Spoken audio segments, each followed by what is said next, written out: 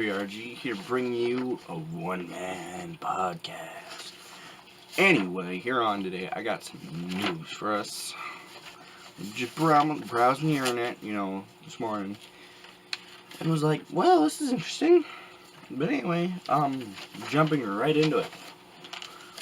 Japan is currently taking steps to ensure competitive professional video games in the 2024 Olympics.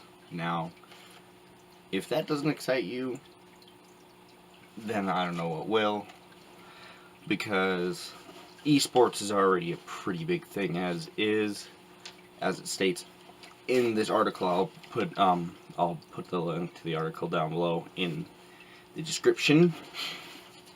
And we now have tiers for our Patreon. It took a little bit to figure out some of the things, but first tier is number one is $10, which is real G tier, and you'll get access to the videos early, more content, more bloopers, etc. That's $10, and then we also have another tier. I'll have tiers in between, but it's $100. All the benefits of tier 1, the real G tier, and then plus you will get to be a special guest on the podcast or join us while we are playing and have your channel featured. Anyway, jump right into this. Japan is currently taking steps to ensure competitive professional video game tournaments can one day be legal in the country, which the ultimate goal of having them become an Olympic sport by the 2024 Paris Games.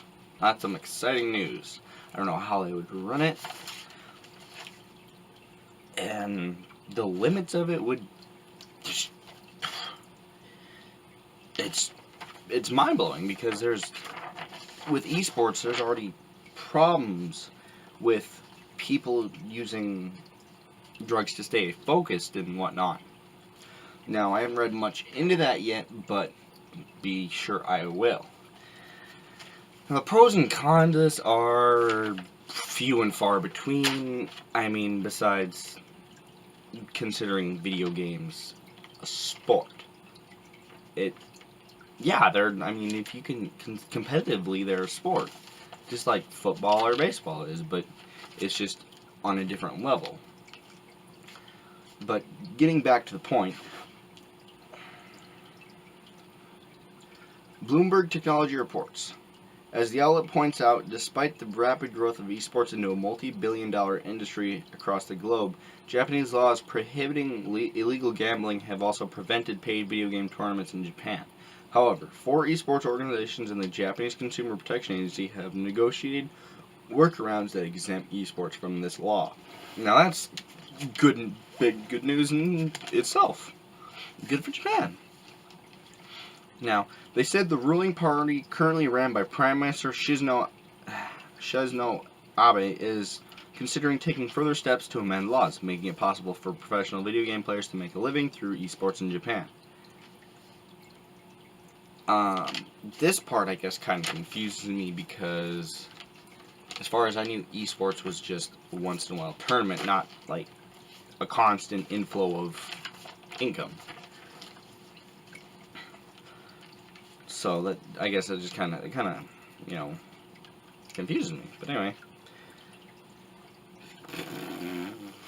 the Ultimate Go lawmaker Takeo Kawamura said, Is it to one day make it possible for professional video game players to win Olympic medals? Well, if you're not in the Olympics, then fuck no. Why would you win an Olympic? I mean, I guess I'm reading that wrong, but is it to one day make it possible for professional video game players to win Olympic medals? Are they saying outside the Olympics, or you be the judge of that? You take that as it is. If we need more legal wiggle room to hold tournaments, we can use a special law or other provisions as needed.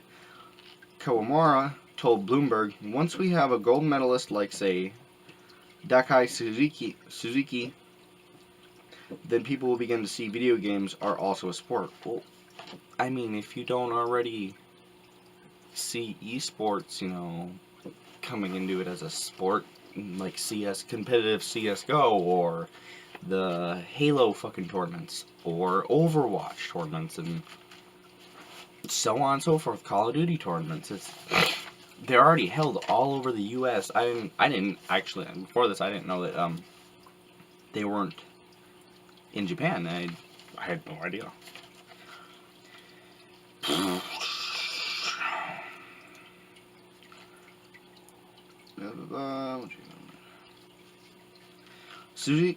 Suzuki is a retired Japanese swimmer who won an Olympic gold medal in 1988 Summer Olympics. Last December, Bloomberg reports members of the esports industry, as well as lawmakers from Japan's Liberal Democratic Party and its opposition, announced their plans to issue licenses exempting professional video game players from Japan's gambling laws. Japan's first video game tournament to make use of the new licenses will be held between February 9th and 11th at the Makuri Masai Convention Center near Tokyo, Bloomberg said. Konami Holdings Corp., Mixi Inc., and 3 other local companies will supply the game titles. Prizes have yet to be announced. This isn't the first time talk of esports coming to the Olympics has been brought up. Last September, Thomas Bach, president of the International Olympic Committee, told the South China Morning Posh Committee to consider bringing video games to the Olympics, but not if they're violent.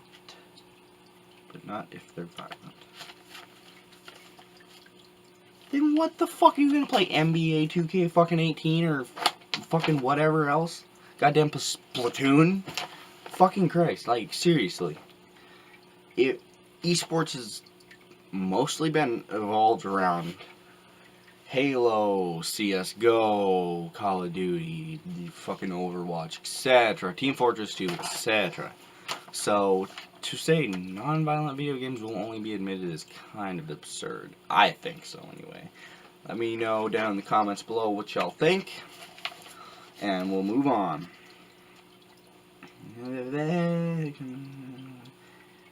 Oh, jeez.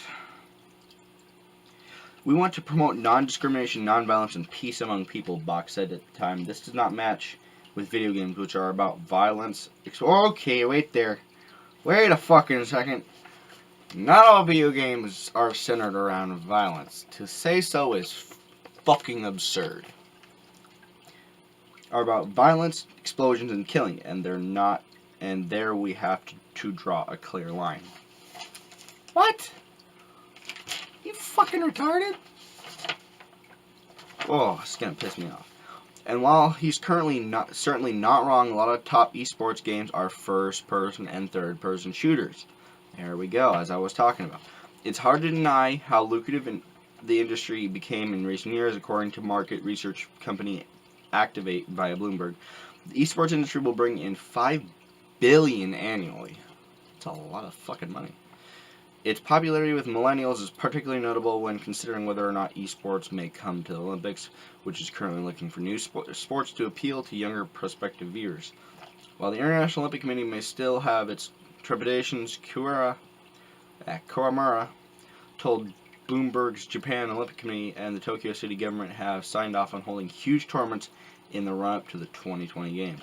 We want to hold an international tournament as soon as possible, he told the outlet. If esports becomes an Olympic medal sport, we must field a strong Japanese team. Now, you all can be the judge of what to make of this.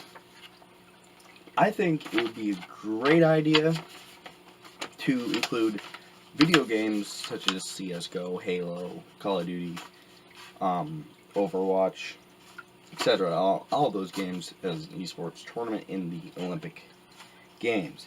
Now, what game they would be playing would be up to the deciding esports reps.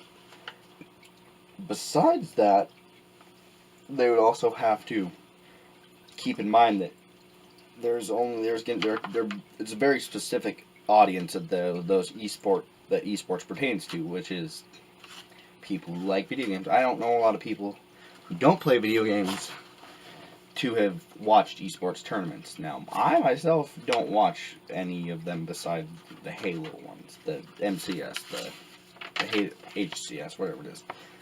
But you guys can make of it what you will. I think it's a great idea to include video games in the 2024 Olympics, or even sooner. I don't know.